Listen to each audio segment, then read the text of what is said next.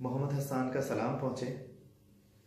हम अपने रब से रोज बहुत सारी कमियों का शिकवा करते हैं। क्या कभी आपने सोचा है कि जो नेमतें अभी आपके पास मौजूद हैं, क्या आप इनके भी हकदार थे? बहुत मुमकिन नहीं था कि ये भी आपके पास ना होती और आप इन्हें भी दूसरों के पास देखकर ना होने का शिकवा कर रहे होते। सादी शिराजी कहते हैं कि मेरे पैरों में जूती नहीं थी। मैंने आसमान की तरफ देखा और कहा, या अल्लाह, तेरा बंदा हूं, गुलिस्तान बोस्तान जैसी किताब लिखी, मेरे पैरों में जूती नहीं है। कहते हैं थोड़ा ही दूर गया था, देखता हूं एक शख्स जिसके पैर ही नहीं थे।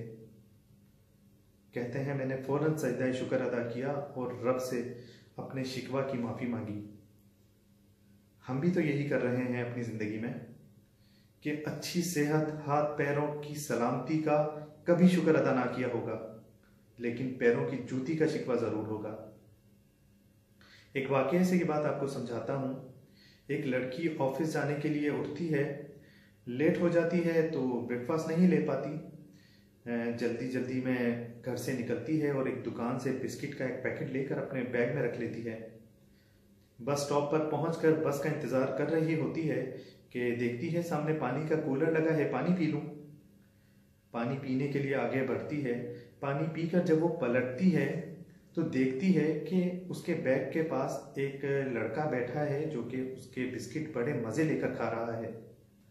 उसे बड़ा गुस्सा आता है। वो उसके पास आती है तो लड़का बिस्किट का पैकेट उसके आगे बढ़ा देता है कि आप भी खा लें। वो बिस्किट उसमें से लेती है और खाना शुरू करती है।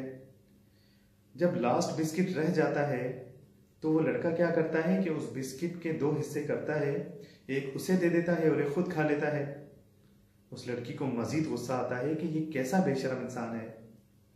इतने में वो बस आ जाती है और वो बस में बैठकर ऑफिस चली जाती है। ऑफिस पहुंचकर हमारी बहनों का सबसे पहले काम होता है कि वो अपने क्यूबिकल में जाकर अपनी लिपस्टिक वगैरह ठीक करती हैं। वो जब बैग खोलती है लिपस्टिक निकालने के लिए तो देखती है कि उसका बिस्किट का पैकेट तो उसके बैग में रखा है। उसे बड़ी शर्मिंदगी होती है। वो सोचती है कि जिस चीज का वो गिला कर रही थी, जिस चीज का वो शिकवा कर रही थी, दरअसल तो वो उसका था ही नहीं। आप मुझे एक बात बताइए कि अगर आपके पास अच्छी सेहत है, हाथ पांव अल्लाह ने आपके सलामत रखे हैं, तो इसमें आपकी कौन सी नेकी का सिला था, या उसका कौन सा गुनाह है जो फुटपाथ पर माजूर है या जिसके हाथ पैर नहीं है?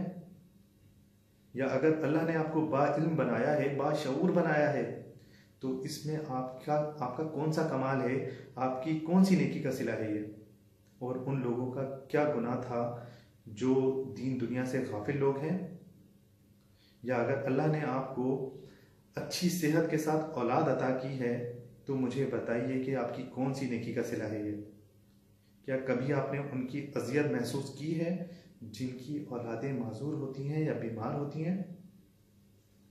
हर हाल में रब का शुक्र अदा किया कीजिए, माफ़ी मांगिए अपने रब से अपनी नाशुक्रियों की। और याद रखिएगा कि जब हम गिला कर रहे होते हैं, दरअसल वो शुक्र का मकाम होता है, क्योंकि अल्लाह करीम हमें कुछ कमी दिखाकर अपनी बड़ी नेमतों के होने का एहसास दिलाता है। और एक और बात याद रखिएगा कि शुक्र करने से नेमतें बढ़ती हैं, जबकि गिले और शिकवे करने से मिली हुई नेमतें भी छिन जाने का डर होता है। और शुक्र के दूसरे मायने शिकवे का ना होना भी है। अपना ख्याल रखिए, लोगों में आसानियां बांटिए, खुश रहिए। जज़ाकल्लाह।